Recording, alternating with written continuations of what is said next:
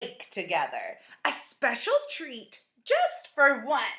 It might be a wonderful surprise to make one for your mom on Sunday for Mother's Day. Now, this special treat isn't cooked in a pan. It isn't cooked in the oven. It is cooked in a mug. A mug and a microwave. Mug and a microwave. And we're going to bake, believe it or not, a chocolate cake inside of this mug. So you're going to need some baking ingredients. And because we're making a cake just for one person to enjoy, or maybe two if you want to share, we don't need a lot of any of the ingredients, but we will need a measuring device. If I say a little of this and a little of that and a little of this, and just guess when I bake, womp, womp, womp, my cake might fall down instead of get big and fluffy. My cake might be soupy. I have to use a measuring tool. And because we're making a small cake just for one, we only need the measuring spoons. All right, and you're going to need some kitchen supplies. So measuring spoons and a mug and a microwave. And then we'll get the ingredients. Now, the ingredients are what you mix together to make a wonderful dish. You're going to need sugar, baking powder. Now, this is a special ingredient that you use to bake that adds nice, fluffy air pockets and bubbles inside of your cake to make it taste really good and not gloopy. So we need baking powder, canola oil, flour, milk, salt,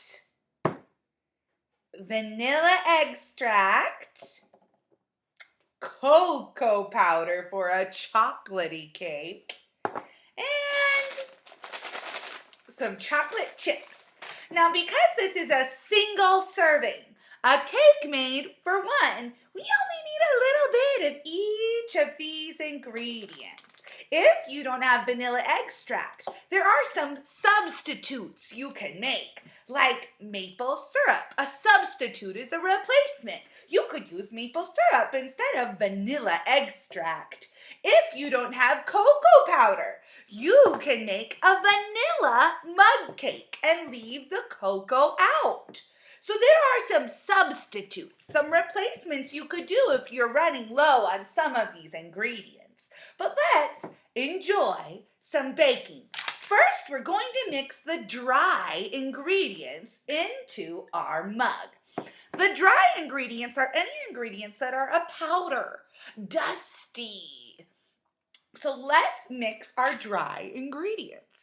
The first one is flour. Flour can get messy, so make sure you are working in a nice kitchen or tabletop because it can go poof and get dust in a lot of places. So we're going to use slow, careful hands. But there is something else we really need to make sure we do, because if we're going to eat this, can I use hands that played with toys? So we're going to wash our hands first. I did that, but let's sing our hand wash song together just so we remember.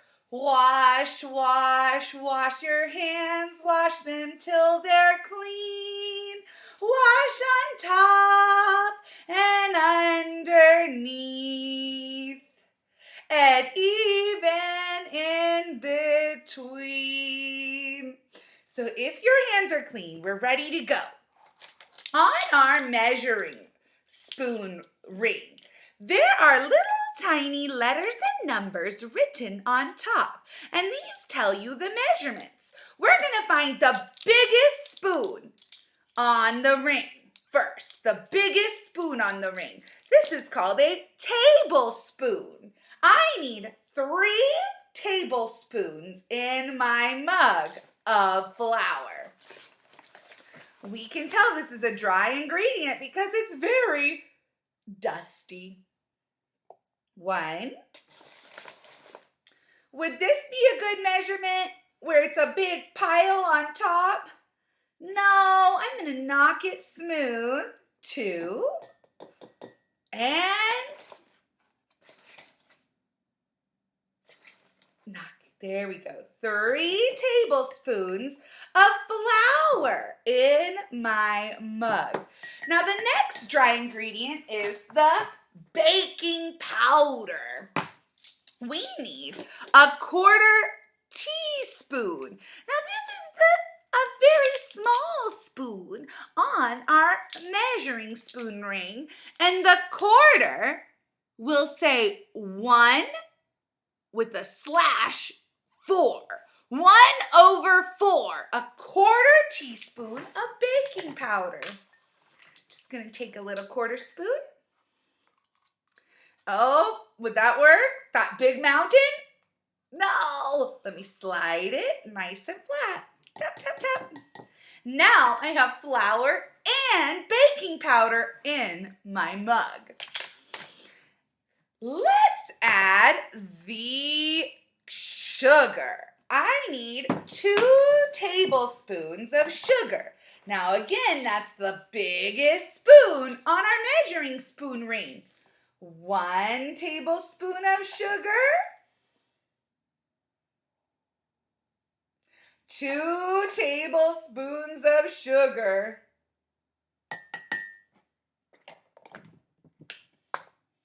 Perfect. Now we're making a chocolate cake, so it's time to add the chocolate. If you're making a vanilla cake, just leave this step out. It will still taste great. We're going to add 1 tablespoon, the biggest spoon again, of cocoa powder. Cocoa powder comes from the cocoa plant that grows cocoa beans, and it is very bitter until you mix it with the sugar and the other ingredients like milk. Now I have all my dry ingredients, and I'm going to give it a mix. I could use a whisk. I could use a fork. I am just going to use my measuring spoon and keep going and stirring around. That way I don't dirty any more dishes. That looks all mixed up. Perfect. Now we add the wet ingredients. The oil is a wet ingredient. We can tell it's a liquid. It takes the shape of the container it's in. It flows. It's wet, a liquid. Let's add 1 tablespoon of oil. Careful, slow, careful hands as I pour all the way to the top. Perfect. My oil is in my cup. Now I have another wet ingredient, milk. I need 3 tablespoons of milk. 3 of the biggest spoon on the measuring spoon ring. 1 splash. 2 splash.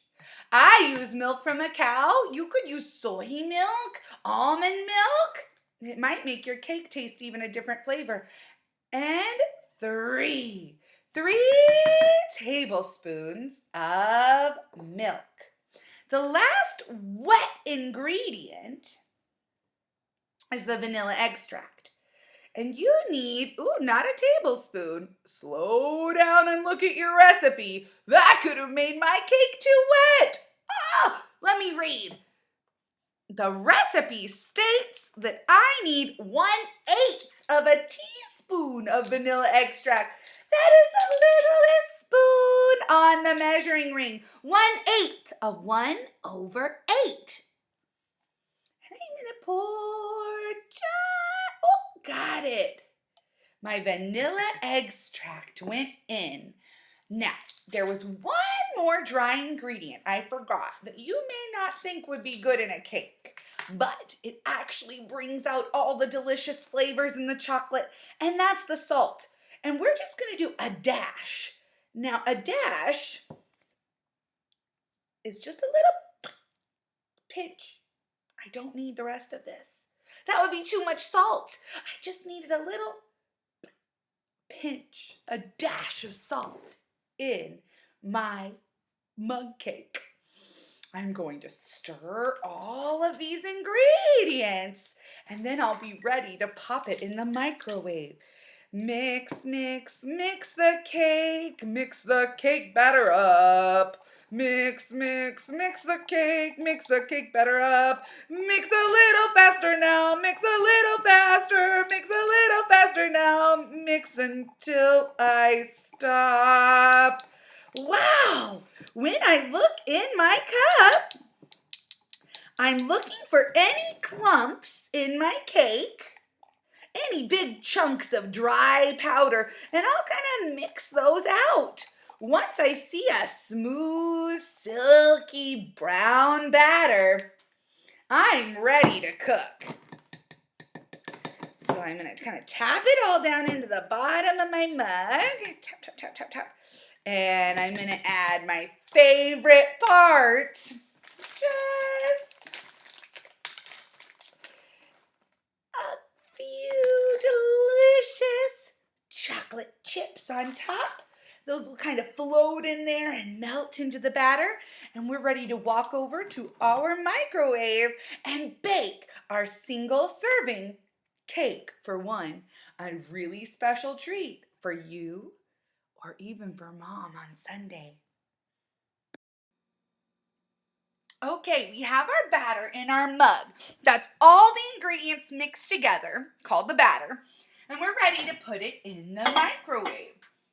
Now, a microwave is a great kitchen tool. It's easier to use than the oven. It keeps the house cool in the summer instead of a hot oven. There's lots of reasons people love microwaves, like they cook things really fast, but they are a kitchen tool that uses electricity, and there are certain things you cannot place in a microwave or it could start a fire. So, to use this kitchen tool, you must have an adult. Now, every microwave has their buttons in a little bit different spot. I am going to push the cook button, and then we're going to push 80 seconds. 80, an 8 and a 0. So I find the 8, I find the 0, and I push start. When the mug has finished cooking in there, it needs to cool for 1 minute before I open the door. So I'm going to wait until the microwave says the letters E-N-D, end. That will tell me that the microwave is done cooking and I'm ready to set my timer for 1 minute and wait for my mug cake to cool. And the microwave stopped. It says E-N-D, end, end, end. And I set a timer for 1 minute after the microwave said end. Oh, there it is now. That means my mug cake has cooled for an entire minute. I am ready to pull it out and give it a bite. It could still be hot, so I recommend having an adult help you get it out of the microwave and maybe even using a hot pad to hold the mug. That way your hand would be protected. Whoa! All the ingredients have baked. I now have this fluffy domed surface. I can see where the baking powder put the air bubbles in to make it light and fluffy, and I even spy some melty chocolate chips on top. I wonder what my mug cake will taste like. Let me get a bite. You can see it's cooked beautifully, and all we did was pop it in the microwave. Enjoy your mug cake. Make one for you or a friend or even for Mom.